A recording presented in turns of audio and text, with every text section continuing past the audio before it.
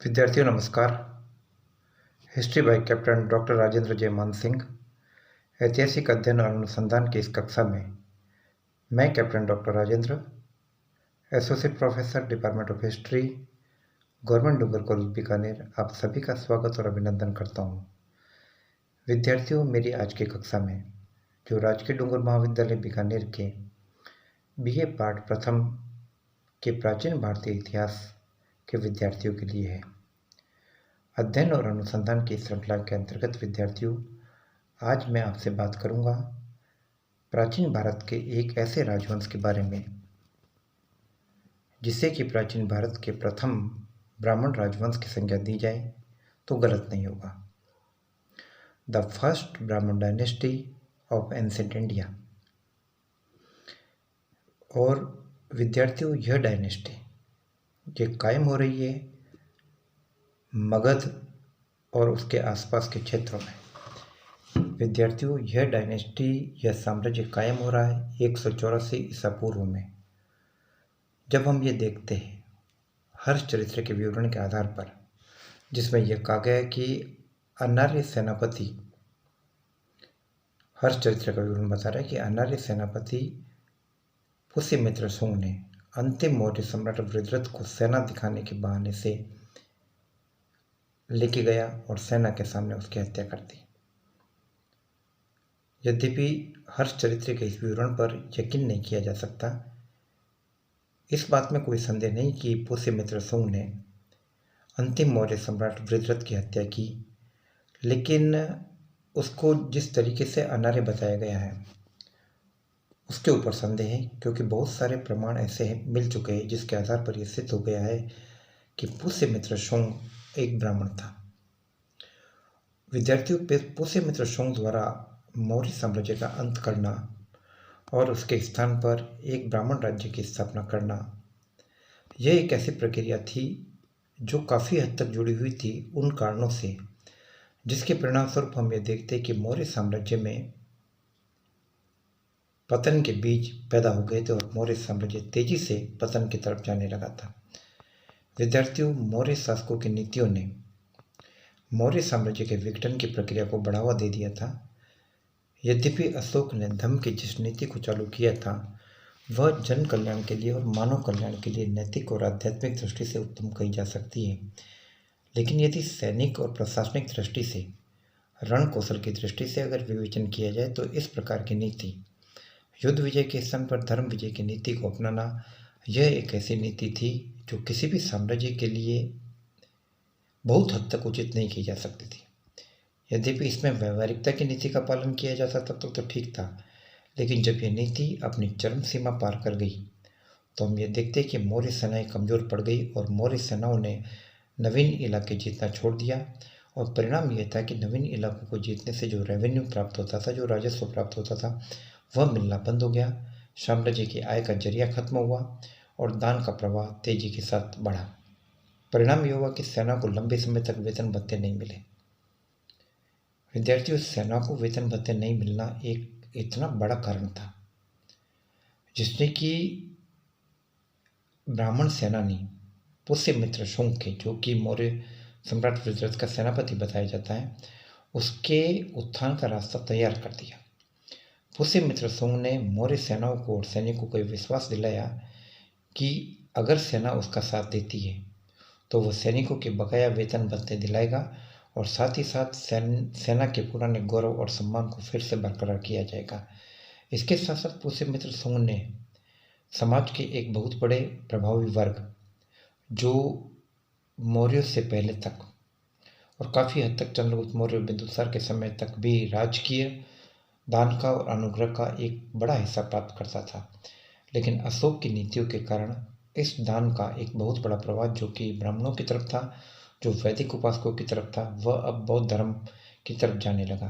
तो इससे ब्राह्मण वर्ग में काफ़ी नाराजगी पैदा हुई और चूंकि पुष्यमित्र शुंग ब्राह्मण था, उससे ब्राह्मणों को यह विश्वास दिलाया कि यदि वे उसका साथ देते हैं तो बंद पड़े हुए वैदिक यज्ञ और कर्मकांडों को, जो दान के अभाव में काफ़ी हद तक कम हो गए थे, उनको पुनः चालू किया जाएगा। तो इस प्रकार बहुत सारी बातें अपने पक्ष में करने के बाद पुष्यमित्र शुंग ने सेना के निरीक्षण के दौरान सेना के सामने ही अंतिम मौर्य सम्राट वृत्रथ की हत्या कर दी, जो कि जनता में काफ़ी अलोकप्रिय पहले से ही था। और कहते हैं कि सेना ने करतल ध्वनि से पुष्यमित्र शुंग का स्वागत किया। तो सेना के सामने ही सेनापति द्वारा सम्राट की हत्या किया जाना अपने आप में एक महत्वपूर्ण तथ्य था, जो उस दौर के घटनाक्रम में आने वाले कई बदलाव को संकेतित करता है और उनके ऊपर अपने आप में नवीन जानकारी प्रदान करता है। तो विद्यार्थियों, पुष्यमित्र शुंग के नेतृत्व में जिस शुंग साम्राज्य की स्थापना हुई, उसके बारे में जानकारी प्राप्त करने से पहले मैं आपको उन सोर्सेज के बारे में, स्रोतों के बारे में बता देना लाजमी समझता हूँ, जिनके आधार पर हम पुष्यमित्र शुंग के बारे में जानकारी प्राप्त करेंगे। और विद्यार्थियों, मैंने प्राचीन भारतीय इतिहास की अपनी पहली कक्षा के अंतर्गत ही आपसे स्पष्ट रूप से यह बताया था कि स्रोत प्राचीन भारतीय इतिहास के अध्ययन की दृष्टि से काफ़ी महत्वपूर्ण है और हमें किसी भी तथ्य का अध्ययन करने से पहले उसके स्रोतों के बारे में जानकारी लेनी लाजमी है, चाहे वो साहित्यिक स्रोत हो, चाहे पुरातात्विक स्रोत हो। तो सबसे पहले मैं आपसे बात करता हूँ उन साहित्यिक स्रोतों के बारे में जिससे कि शुंगों के बारे में हमें जानकारी मिलती है, और इस दिशा में हमारे सामने बहुत सारे स्रोत थे। विद्यार्थियों, हमारे सामने पुराण है और पुराणों में मत्स्य पुराण, वायु पुराण और ब्रह्मांड पुराण काफ़ी महत्वपूर्ण माने जाते हैं। इसी प्रकार से हर्षचरित्र बाणभट्ट द्वारा रचित है, वह भी शुंगों के बारे में जानकारी दे रहा है। पतंजलि का महाभाष्य, गार्गी संहिता, कालिदास द्वारा रचित मालवी का अग्निमित्र, जैन ग्रंथ मेरुतुंग द्वारा रचित थेरावली, बौद्ध ग्रंथ दिव्यावदान और आर्य मंजूश्री मूल कल्प, ये कुछ ऐसे महत्वपूर्ण ग्रंथ हैं।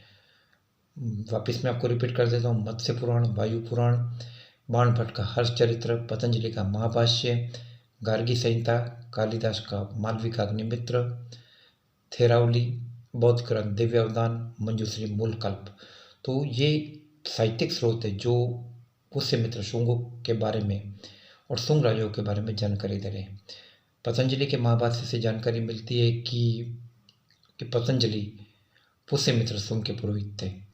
इसी प्रकार महाभाष्य में जानकारी मिलती है कि पुष्यमित्र शुंग के समय में यवनों ने साकेत और माध्यमिका को रौंद डाला।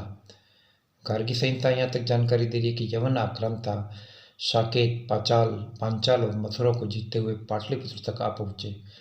तो ये काफ़ी जानकारी मिल रही है हमें। हरिवंश पुराण पुष्यमित्र शुंग के बारे में जानकारी देते हुए कह रहा है कि पुष्यमित्र शुंग औदिभज, यानी एक ऐसा व्यक्ति जिसका अचानक उत्थान हुआ।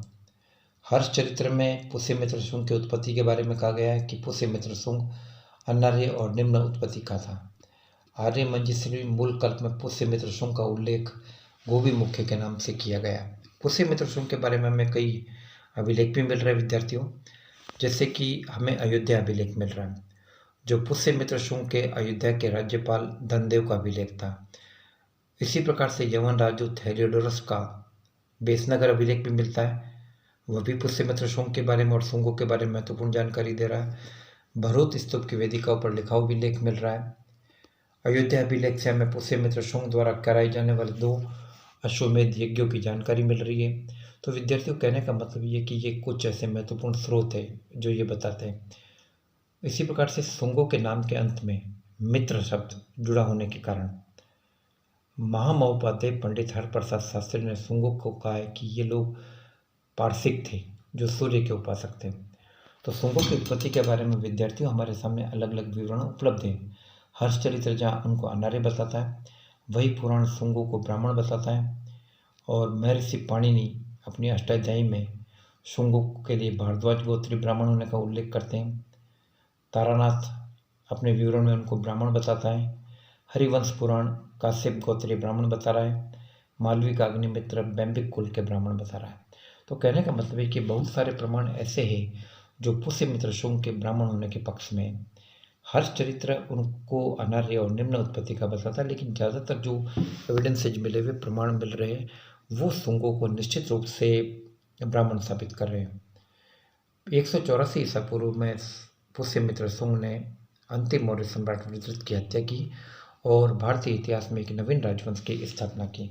विद्यार्थियों, मैंने बताया कि मगध राजवंश एक ऐसा राजवंश था या मगध का क्षेत्र ऐसा क्षेत्र था जहाँ व्रात्य संस्कृति अर्थात आर्य और अनार्य संस्कृति दोनों के सम्मिश्रण की बड़ी रोचक ट्रेडिशन में मिलती है।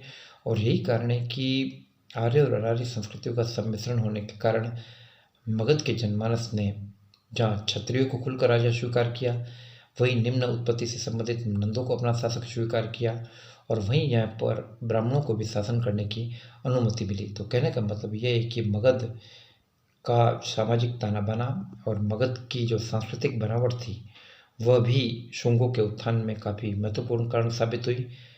विद्यार्थियों, आगे की कक्षा में मैं आपसे बात करूंगा पुष्यमित्र शुंग और परवर्ती शुंग शासकों की उपलब्धियों के बारे में। तब तक स्वस्थ रहिए, अपने स्वास्थ्य का ध्यान रखिए। जय हिंद, जय भारत।